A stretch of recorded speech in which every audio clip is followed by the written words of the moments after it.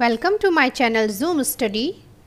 प्राचीन भारतीय इतिहास में जो है हमने अपनी पिछली वीडियो में 16 महाजनपदों के बारे में पढ़ा, जिसकी सूची हमें अंगुत्तर निकाय से और भगवती सूत्र से मिलती है। इनके बारे में हमें पता चलता है इनसे। ये जो जनपद थे तो इनमें जो था अपने साम्राज्य को फैलाने की होड़ थी, और जो था इनमें मगध साम्राज्य जो था वो एक शक्तिशाली साम्राज्य के रूप में उभर कर आया। तो चलिए हम आज की वीडियो में जानते हैं कि इसके शक्तिशाली होने के क्या क्या कारण थे, कौन कौन से वंशों ने इस पर शासन किया, कौन कौन उसके शासक रहे। मगध साम्राज्य के शक्तिशाली होने के मुख्य 3 कारण थे। नंबर 1, आर्थिक कारण। किसी भी देश की जो अर्थव्यवस्था आर्थिक स्थिति होती है वो वहाँ की अर्थव्यवस्था पर निर्भर करती है। तो ये मगध जो था तो इसकी आर्थिक स्थिति बहुत अच्छी थी। वो क्यों थी? कृषि जो थी, मगध राज्य गंगा और ब्रह्मपुत्र नदियों द्वारा निर्मित विशाल उपजाऊ मैदान में स्थित था और यहाँ पर कृषि बहुत ज़्यादा अच्छी होती थी। और किसान जो थे तो किसानों के पास भरण पोषण के बाद भी अतिरिक्त अनाज बचता था। शासक कर के रूप में इस अनाज को एकत्र करते थे। इस प्रकार कृषि ने मगध राज्य के उत्कर्ष में मजबूत आर्थिक आधार इसको प्रदान किया। नेक्स्ट है व्यापार। मगध राज्य जो था तो मगध की भौगोलिक स्थिति ऐसी थी कि उत्तर भारत के जो सभी व्यापारिक मार्ग थे वो यहाँ से होकर गुजरते थे। मगध को इन व्यापारिक मार्गों से होने वाले आंतरिक व्यापार पर अच्छा कर प्राप्त होता था और ताम्रलिपि जैसा महत्वपूर्ण बंदरगाह मगध साम्राज्य में स्थित था। इस कारण मगध को बाह्य और आंतरिक आर्थिक लाभ प्राप्त हो सका। इस प्रकार जो था बाह्य और आंतरिक दोनों प्रकार के लाभ प्राप्त होने से इसको आर्थिक लाभ हुआ और मगध राज्य का उत्कर्ष में महत्वपूर्ण योगदान दिया। नेक्स्ट आता है राजनीतिक कारण। राजनीतिक में देखिए, जो राजनीति होती है वो प्रशासन व्यवस्था पर निर्भर होती है और ये दोनों ही वहाँ पर सुदृढ़ थे। जब प्रशासन व्यवस्था अच्छी होगी तभी कोई राज्य जो है वो सुचारू रूप से प्रगति कर पाएगा। नेक्स्ट आता है भौगोलिक कारण। ये बहुत ही महत्वपूर्ण कारण था। देखिए इसमें लौह खनिज जो थे, तो जो ये मगध साम्राज्य था तो छोटा नागपुर का पठार जो था वो इसके अंडर में आता था, जहाँ से इसको लौह खनिज प्राप्त होते थे। मगध राज्य में लोहे और अन्य धातुओं व खनिज का प्रचुर भंडार था। इन धातुओं के प्रयोग ने अनेक नवीन शिल्प उद्योगों के विकास में योगदान दिया था। इससे मगध की अर्थव्यवस्था मजबूत हुई। परिणाम स्वरूप जो था उसकी सैन्य शक्ति में भी वृद्धि हुई।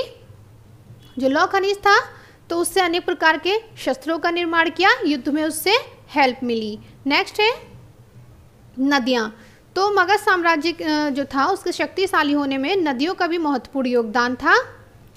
नदियों द्वारा लाई गई उपजाऊ मिट्टी से कृषि तो अच्छी होती ही थी, लेकिन जो है ये इसको सुरक्षा भी प्रदान करती थी।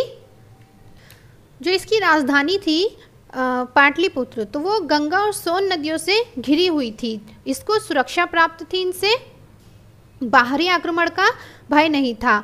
और मगध की जो राजधानियाँ थी तो जब ये प्राकृतिक सुरक्षा इनको प्राप्त थी तो यहाँ के राजा बिना किसी सुरक्षा के चिंता किए अपनी संपूर्ण शक्ति का प्रयोग कर साम्राज्य विस्तार हेतु अग्रसर रहे। परिणाम स्वरूप मगध का सर्वाधिक विस्तार संभव हो सका। नेक्स्ट है मिट्टी। तो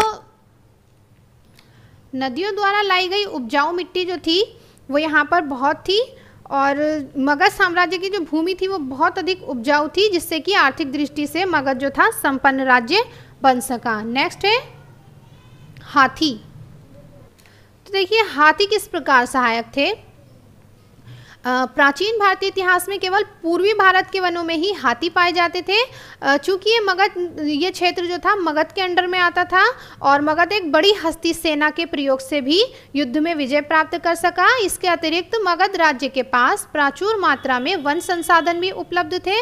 वनों से प्राप्त मजबूत लकड़ी से अच्छे किस्म के रथों का निर्माण किया जा सका। साथ ही राजधानी पाटलिपुत्र को भी लकड़ी से बनी प्राचीर से सुरक्षित रखा जा सका।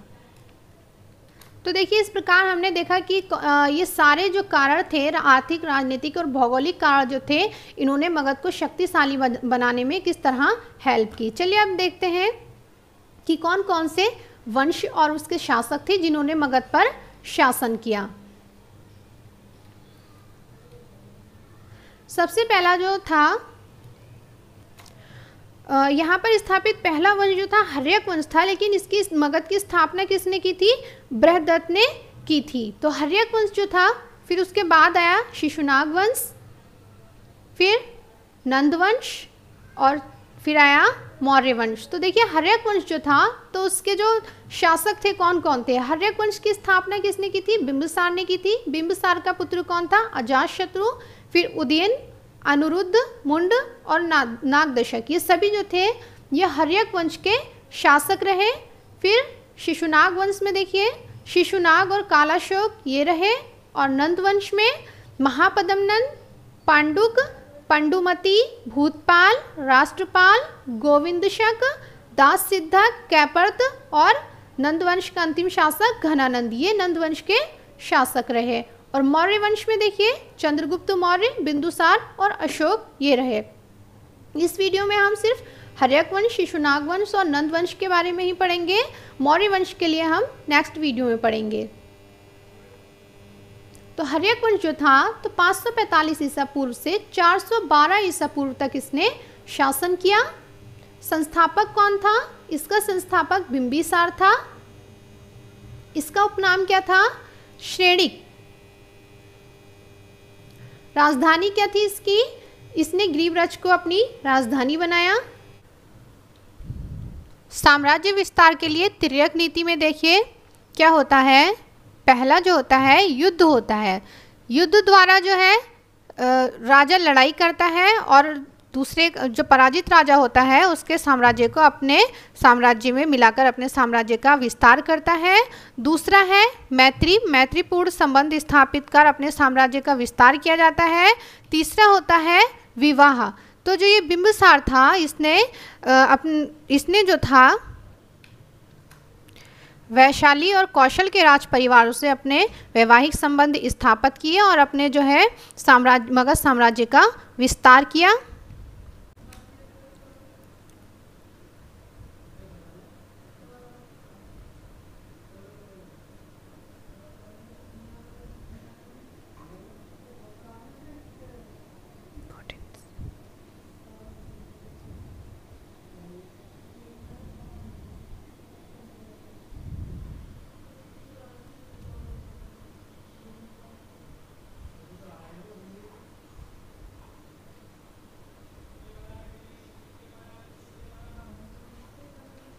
और इसने जो था साम्राज्य विस्तार की नीति के लिए वैवाहिक संबंधों को महत्वपूर्ण समझा। बिंबिसार की जो पहली पत्नी थी कौशल देवी प्रसन्नजीत की बहन थी। काशी नगर दहेज के रूप में प्राप्त हुआ। फिर देखिए दूसरा विवाह जो था इसने चेलना वैशाली के लिच्छवियों की प्रमुख चेटक की बहन थी। चेलना से इन्होंने अपना दूसरा विवाह किया था। फिर जो था इसके बाद इन्होंने मध्य प्रदेश की राजकुमारी मध्य प्रदेश नहीं है, मध्य प्रदेश की राजकुमारी क्षेमा के साथ विवाह किया और मध्य प्रदेश का इनको सहयोग प्राप्त हुआ। बिंबिसार ने चंपा के प्रसिद्ध ब्राह्मण सोनदंड जो था तो उसको वहाँ की पूरी आमदनी दान में दी थी। और यह हमें किससे पता चलता है कि इसने सोनदंड ब्राह्मण को जो है पूरी आमदनी दी थी? ये हमें पता चलता है दीर्घ निकाय से। नेक्स्ट है बिंबिसार ने बेलवन नामक उद्यान जो था वो बुद्ध को प्रदान किया था।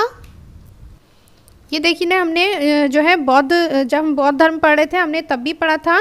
जो ये बिंबिसार था तो हमें पता चलता है विनय पिटक से कि इसके जो थे बुद्ध से मिलने के बाद जो है इन्होंने बौद्ध धर्म ग्रहण किया था और बुद्ध से इनकी मित्रता भी थी और ये बुद्ध के संरक्षक भी थे और इन्होंने बेलुवन नामक उद्यान जो था वो बुद्ध को दिया था। बिंबिसार ने राजगिरी नामक नवीन नगर की स्थापना करवाई थी। बिंबिसार के वैद्य का नाम क्या था? जीवक था। अवंती के राजा प्रद्योत जब बीमार थे तो बिंबिसार ने अपने वैद्य जीवक को उनके उपचार के लिए भेजा था। इस कारण जो ये बिंबिसार था, इसके अवंती के साथ भी अच्छे संबंध थे। और जो महात्मा बुद्ध थे, तो महात्मा बुद्ध तब भी इसने जो था अपने वैद्य जीवक को उनके उपचार के लिए भेजा था। नेक्स्ट है, बिंबिसार की हत्या उसके पुत्र अजातशत्रु ने की थी। फिर है बिंबिसार का पुत्र अजातशत्रु जो था अपने पिता बिंबिसार की हत्या कर गद्दी पर बैठा। कब बैठा, कब से कब तक शासन किया इसने? 493 से 461 तक ईसा पूर्व तक इसने शासन किया। इसका उपनाम क्या था? कुणिक था। इसने काशी और वज्जी को जीता था। इसके मंत्री कौन थे? सुनीद और वत्सकार थे। और जो ये इसके मंत्री थे सुनीद और वत्सकार, इन्हीं के द्वारा वैशाली के लिच्छवियों में फूट डालने के कारण ही अजातशत्रु को वज्जी संघ पर विजय प्राप्त हुई थी। अजातशत्रु ने महाशिलाकंटक नाम के हथियारों का जो था लड़ाई में प्रयोग किया था। इसके शासनकाल के 8वें वर्ष में बुद्ध को निर्वाण प्राप्त हुआ था। और जो अजातशत्रु था, तो अजातशत्रु ने बुद्ध के कुछ अवशेषों को लेकर राजगृह में एक स्तूप का निर्माण कराया। और इसी के शासनकाल में ही जो था राजगृह में सप्तपर्णी गुफा में 483 ईसा पूर्व में प्रथम बौद्ध संगीति का आयोजन हुआ था।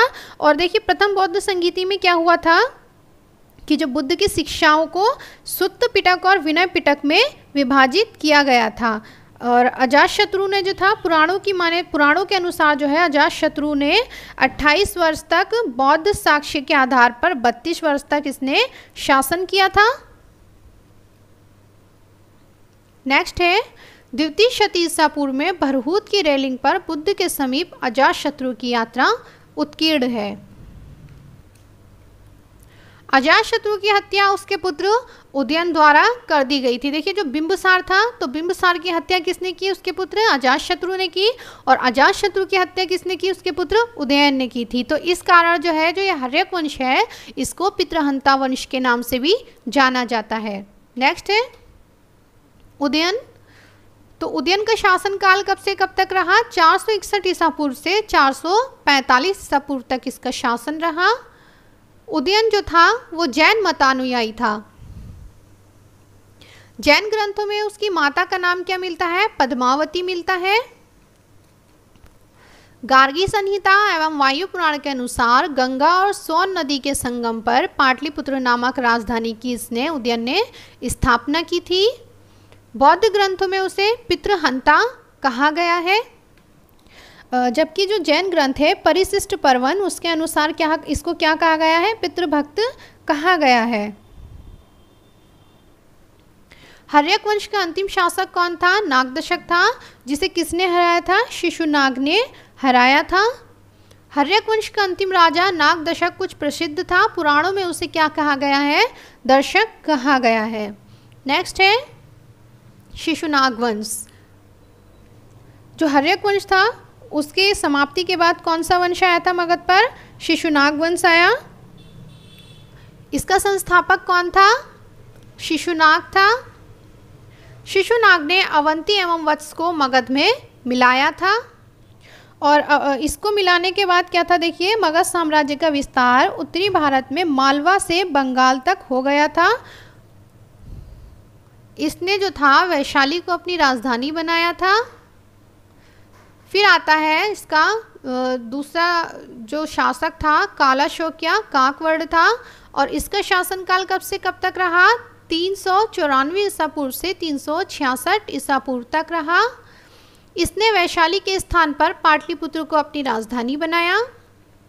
और देखिए जो बुद्ध थे, तो बुद्ध के महापरिनिर्वाण के करीब 100 वर्ष बाद कालाशोक के शासनकाल में 10वें वर्ष वैशाली में द्वितीय बौद्ध संगीति का आयोजन हुआ था। और इस संगीति में जो था बौद्ध संघ स्थाविर और महासांगिक के रूप में बट गया था। दीपवंश और महावंश के अनुसार कालाशोक ने करीब 28 वर्ष तक जो था मगध पर शासन किया था।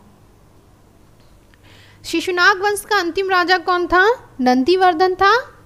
और इसका उत्तराधिकारी महानंदिन था। महापदम नंद ने इसकी हत्या कर नंदवंश की मगध पर स्थापना की थी। तो नेक्स्ट आता है नंदवंश। नंदवंश का शासनकाल कब से कब तक रहा? देखिए 344 ईसा पूर्व से 322 ईसा पूर्व तक नंदवंश का शासन रहा। और इसका संस्थापक कौन था? महापद्म नंद नंदवंश का संस्थापक था। उपाधि इसको देखिए, कुछ उपाधियां दी गई हैं। अनुलांगिक शासक इसको कहा गया है। भार्गव, परशुराम के समान, भार्गव मीन्स परशुराम के समान, इसको भार्गव उपाधि दी गई है। सर्वक्षत्रांतरक इसको कहा गया है और एकराट की उपाधि इसको दी गई है, आदि उपाधियां दी गई हैं। उग्रसेन ने उसे महाबोधिवंश कहा है। खारवेल के हाथी गुफा अभिलेख से उसकी कलिंग विजय का पता चलता है।